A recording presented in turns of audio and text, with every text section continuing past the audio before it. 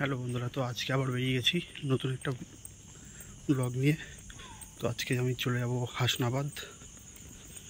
রাস্তা পুরো ফাঁকা, নির্জন, কোনো লোকজন নেই বললেই চলে। তার মধ্যে দিয়েও আমি এগিয়ে যাচ্ছি স্টেশনের দিকে।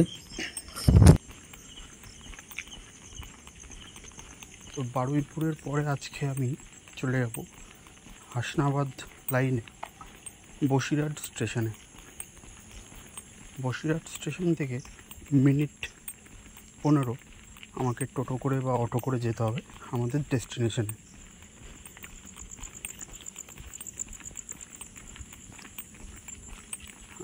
আর এর কারণেই আমাকে পায়রাঙ্গা থেকে ধরতে হবে 5:45 ফার্স্ট গেদে লোকাল। সেটা ধরে আমি চলে যাব দমদম। দমদম থেকে হাসনাবাদ লোকাল ধরবো। 7:52 গিয়ে নামবো।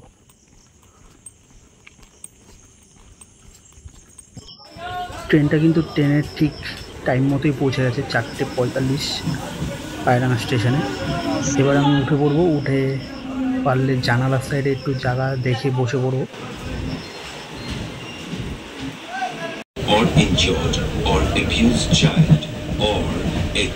ট্রেনে উঠেই চোখ লেগে গিয়েছিল। চোখ খুলতেই তাকিয়ে দেখি যে বেলঘড়িয়া স্টেশন ছাড়ছে।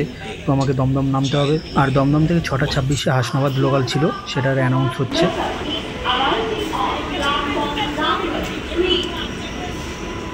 তো দমদম থেকে হাসনাবাদ যাওয়ার সময় এটা প্রায় 1.5 ঘন্টার রাস্তা ছিল।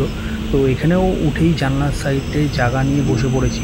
জানালা দিয়ে বাইরের সুন্দর মনোরম দৃশ্য উপভোগ করতে করতে ধীরে ধীরে আমরা বারাসাত ক্রস করে এগিয়ে যাচ্ছিলাম। এর আগেও অনেকবার এখানে ডিউটিতে এসেছি। তো এই জায়গাটা সত্যি খুব সুন্দর লাগে। চারিদিকে ছোট ছোট প্লট করে জল জমিয়ে এখানে কিছু কিছু হয়তো মাছের চাষ করে থাকে, বা পাটের চাষের মরশুম চলছে এখন, তো পাটের চাষ করছে হয়তো।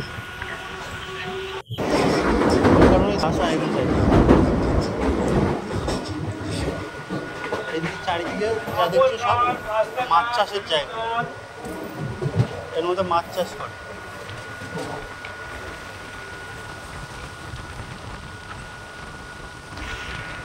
হ্যালো বন্ধুরা, তো ফের আজকে আমি চলে এসেছি বসিরহাট। আর আজকের ভিডিওটা আমি এখানেই শেষ করছি।